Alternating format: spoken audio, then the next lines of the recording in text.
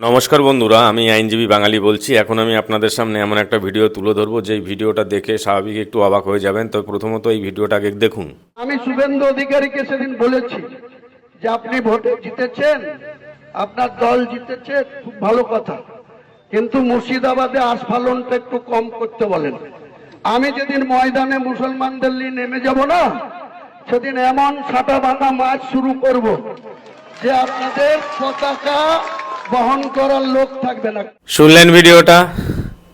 হুমায়ুন কবির, মুর্শিদাবাদ থেকে উনি দাঁড়িয়েছিলেন, দুটো সিটেই জিতেছেন,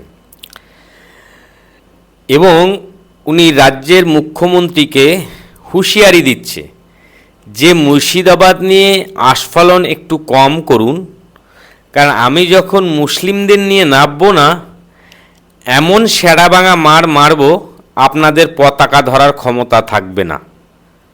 মানে ভারতীয় জনতা পার্টির কোনো কর্মী কিংবা কোনো নেতৃত্বরা পতাকা ধরার ক্ষমতা থাকবে না। আর এই হুমায়ুন কবিরের আরেকটা ভিডিও আমি আপনাদেরকে দেখাই, যে 180 ডিগ্রি অ্যাঙ্গেলে কিভাবে ঘুরে যেতে পারে এরা, সেটাই আগে একটুখানি দেখুন। বিজেপিকে সাম্প্রদায়িক বলা হয়, আমিও বলেছি, মমতা ব্যানার্জিরাও বলেছে, আবার সেই মমতা ব্যানার্জি অটল বিহারী বাজপেয়ীকে ডেকে নিয়ে এসছে, তার মন্ত্রিসভায় রেলমন্ত্রী হয়েছে, অনেক বিরোধিতা হয়েছে, কিন্তু বাংলায় বা ভারতবর্ষে আজকে বিজেপি একটা এমন একটা পার্টি যে কংগ্রেস দল 141 বছর বয়স, আর এই পার্টিটা 1980 সালে জন্মগ্রহণ করেছিল 6 এপ্রিল বিজেপি। এই এত কম সময়ে, এই 46 বছরের মধ্যে গোটা ভারতবর্ষের অটল বিহারী বাজপেয়ীজির পরে তিনবার প্রধানমন্ত্রী হয়েছে, 19-20টা রাজ্য চালাচ্ছে। সেই দলকে সাম্প্রদায়িক বলা যায়, কিন্তু মানুষ যখন সিংহভাগ মানুষ যখন তাদেরকে ক্ষমতা বা সরকার পরিচালনা করার ক্ষমতা দেয়, তাদেরকে এইসব ফেক কথা বলে কোনো প্রয়োজন নেই।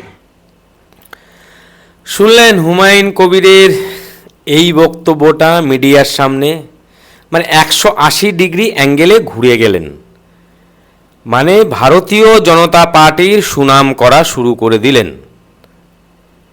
বিজেপিকে সাম্প্রদায়িক বলা হতো এবং উনিও একাধিকবার বলেছে।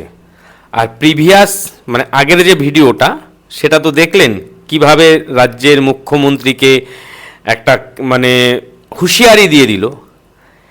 এখন যে 180 ডিগ্রি ঘুরে গেলেন, এটা আমার খুব ভালো লাগলো। যে আজকে আমি এটা ভাবছি যে হুমায়ুন কবির মহাশয় উনি যে নেতৃত্ব দিচ্ছেন, উনি যে এইভাবে 180 ডিগ্রি অ্যাঙ্গেলে ঘুরে যাবেন, এটা ওনার শুভ বুদ্ধি উদয় হলো, এবং আশা করি এটা যেন কন্টিনিউ থাকে। কারণ উনি এবার বুঝেছেন, মানে যে দলটাকে সাম্প্রদায়িক বলছে সেই দলটা সুনাম করছে যে কংগ্রেস 241 বছর এর পুরনো দল, আর ভারতীয় জনতা পার্টি মাত্র 46 বছর।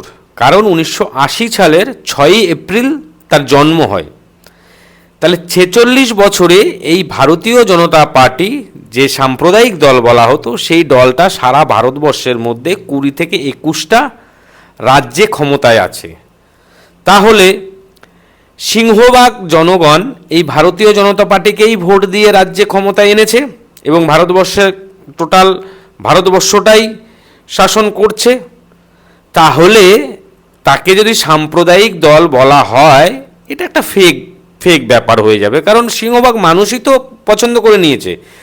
তার মানে বেশিরভাগ সংখ্যক মানুষ দীর্ঘ 76 বছরে বুঝতে পেরেছে যে ভারতীয় জনতা পার্টির নামে যে বদনাম দেওয়া হচ্ছে, মানে 76 বছর পর, মানে প্রিভিয়াস ভারতীয় জনতা পার্টি হয়েছে 46 বছর, তার আগে ভারতীয় জনতা পার্টি ছিল না, তার আগে আরএসএস ছিল।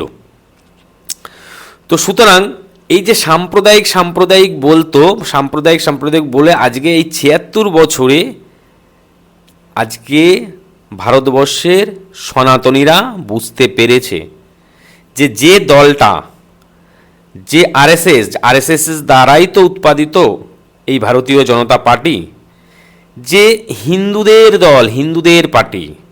তো সুতরাং সাম্প্রদায়িক এই ভারতীয় জনতা পার্টি সাম্প্রদায়িক পার্টি নয়। যারা বলছে সাম্প্রদায়িক পার্টি, তারা তারাই কিন্তু অ্যাকচুয়ালি সাম্প্রদায়িক। তারা হিন্দু সমাজটাকে ব্যাকফুটে ফেলে রেখে দিয়েছে এবং কখনো হিন্দু সম্প্রদায় হিন্দু সমাজটাকে উঠতে দেবে না। আর যখন এই ভারতীয় জনতা পার্টি এই সারা ভারতবর্ষটাকে এখন রাজত্ব করছে, মানে হিন্দুত্ববাদ চলে এসছে এবং সকল সনাতনীরা একত্রিত হয়ে গেছে, তো সুতরাং এই জায়গায় দাঁড়িয়ে তো আর কিছু করার নেই। সে হতে পারে হুমায়ুন কবির পূর্বে কি বলেছে না বলেছে, কিন্তু উনি যে 180 ডিগ্রি অ্যাঙ্গেলে ঘুরে গেল, এটা কিন্তু একটু ভাবার বিষয় আছে। যাই হোক, হুমায়ুন কবিরকে স্বাগত জানাই, ওনার শুভ বুদ্ধি উদয় হয়েছে, এটা অনেক আগে হওয়া উচিত ছিল।